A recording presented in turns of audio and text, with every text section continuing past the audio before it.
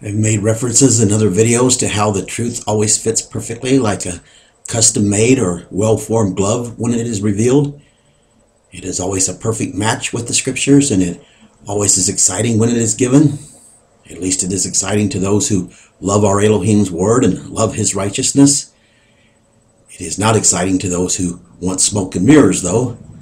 An example of a smoke and mirror is the RFID chip. People want to believe that the chip is the mark of the beast because it is something tangible that they can watch for instead of focusing on the spiritual realm. And it allows for them to have a false sense of security so they can feel good about continuing in their rebellion to our Elohim's word. Talk about not fitting like a glove. Common sense should tell you that there is no way that the mark of the beast could be this chip. You're told in Revelation 19:20 that those who receive this mark will be destroyed in the lake of fire. If this chip were the mark, then all who do not receive this chip would be spared from our Creator's judgment.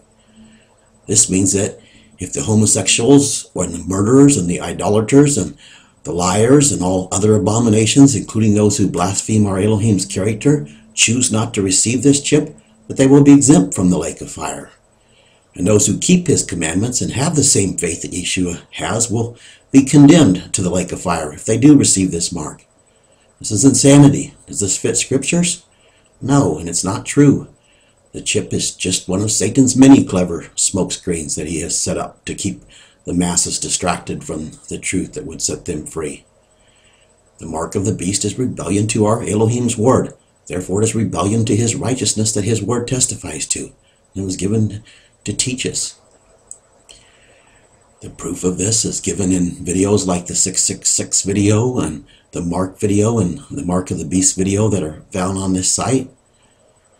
The purpose of this video is revealing the three unclean spirits, so I'll move on. I'll refer you to those videos. These spirits certainly have to do with the mark of the beast, though, because those who bear the mark have received these spirits. Revelation 16, verses 13 and 14, we read, "And I saw three unclean spirits like frogs come out of the mouth of the dragon, and out of the mouth of the beast, and out of the mouth of the false prophet. For they are the spirits of demons that bring forth signs, which go forth to the kings of all of the world, to gather them into battle of the battle of that great day of El Shaddai." These three unclean spirits have been revealed. Verse 14 looks like it is saying that these three unclean spirits that will gather the nations for battle, but this is not exactly what the text is saying. We know from other places that it is Yahweh that will gather the nations together for this battle. It is saying that these three spirits bring forth the signs that deceive the nations and cause them to be gathered at Armageddon. They are the spirits that Satan and all of the demons have. They are the spirits that have deceived the nations. And they are the spirit of lying against the truth, the spirit of rebellion to our Elohim's word, the spirit of blaspheming our Elohim's character, therefore blaspheming his seven spirits, which teaches his character. Blaspheming his character is blaspheming his name. His seven spirits are the spirit of Yahweh, the spirit of knowledge, the spirit of understanding, the spirit of wisdom, the spirit of counsel, the spirit of strength, and the spirit of the fear of Yahweh. The spirit of the demons are these three that John saw. In his vision, he saw these spirits coming out of the mouths of the dragon, the beast, and the false prophet in the manner of frogs. Frogs jump, and so is the manner likewise of these three unclean spirits. They jump from one lily pad or from one platform to another to keep jumping away from the truth. Keep the deception going. The spirit of lying against the truth says, his word says, yes, his word says this, but it also says this other thing over here, and it twists the truth instead of accumulating it, line upon line, precept upon precept, here a little, there a little. The spirit of rebellion to his word says, yes, he says to keep the commandments, but over here it says that all of the commandments are summed up but in loving our neighbors as ourselves, so it jumps to that platform without actually denying the first, just rejecting it.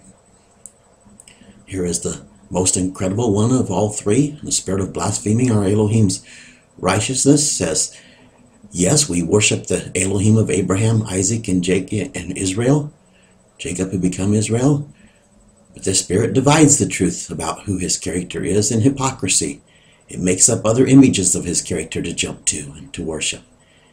It takes the definition of his character as defined by his word through his prophets and his son and says that it is true. But then it jumps to worship the definition of his character that came from people who have lied about the truth, such as Saul of Tarsus and the mother whore of Babylon.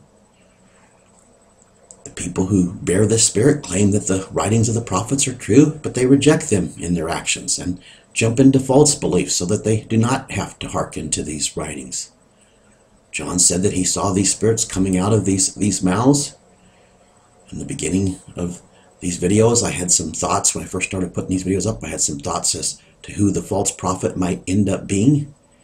I thought that it could end up being one of a couple of the different false prophets who were already on the scene at that time, who will emerge in a greater way into the public focus, riding the skirts of the coming time of a calamity as it intensifies. But as I grew in understanding, I started to wonder if the verses about the false prophet were not actually talking about the abomination of desolation, Saul of Tarsus himself.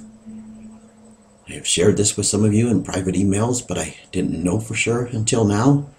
It turns out that they are. And understanding these three clean spirits makes it all fit together perfectly like a custom-made glove, like the truth always does. What makes this tough to see, though, is many of the translations refer to the false prophet as working miracles to deceive people, and this is a wrong translation. He brings forth signs. Certainly a sign can be a miracle, but all signs are not miracles. An example of a sign, a big sign that's given to us, is the Sabbath day. Our Elohim said that the Sabbath is a sign between him and those who would be his people forever. There's a sign forever. We are told in Daniel 7:25, and he will speak of matters concerning the Most High, and will afflict the saints of the Most High, and will think to change time and laws, and they will be given into his hand until a time and times and the dividing of time. I've spoken in previous videos that this is referring to Satan and his servants, and it is. But in regards to the last time and dividing of time, it is referring specifically to Satan through the beast and through the works of the false prophet that have warred with the saints. Isaiah 14 says that Satan purposed to set on the mountain of the appointed times. In order to do this, he had to change time and laws, and during this last time and a half a time, his chief tool that he used to do so has been his boy Saul of Tarsus and the beast that he set up through Saul's blasphemies. Revelation chapter 20 shows that the dragon is referring to Satan. There are different dynamics to who the beast is, but all roads lead back to Rome. Of course, all roads eventually lead back to Satan, but in this case, in the last time and dividing of time, lead back to Rome.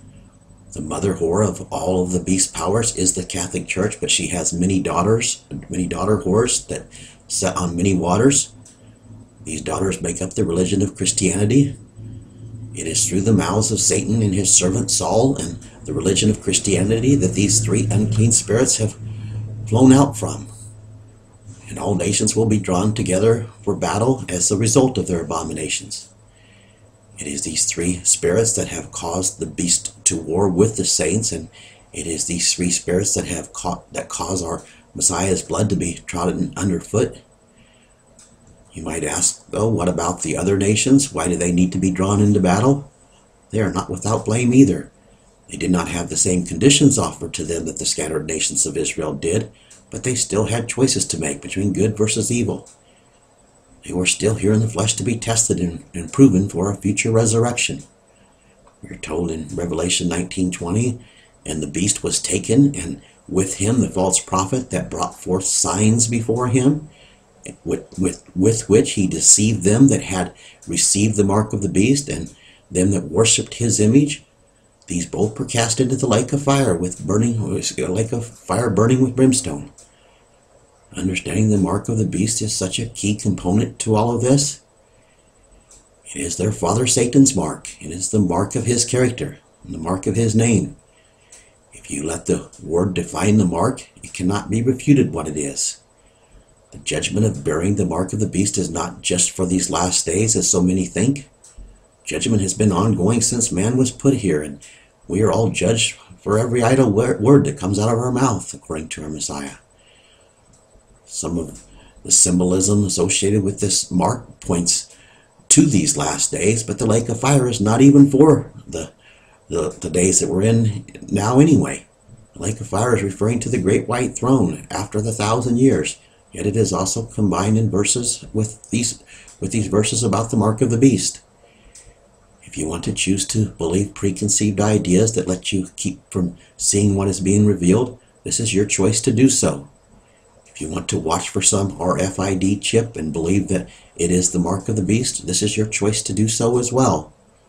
I am just telling you that I have been sent to you to tell you that Saul is the abomination of desolation, and he is the false prophet that is spoken of in the verses in Revelation. And I am telling you that what the three unclean spirits are and what the mark of the beast is. The question that you should be asking yourself is, are these three unclean spirits flowing out of your mouth? And are you bearing the mark of rebellion to our Creator? After all, Yeshua said that it is what comes out of our mouths that defiles us. So you ought to be concerned with this.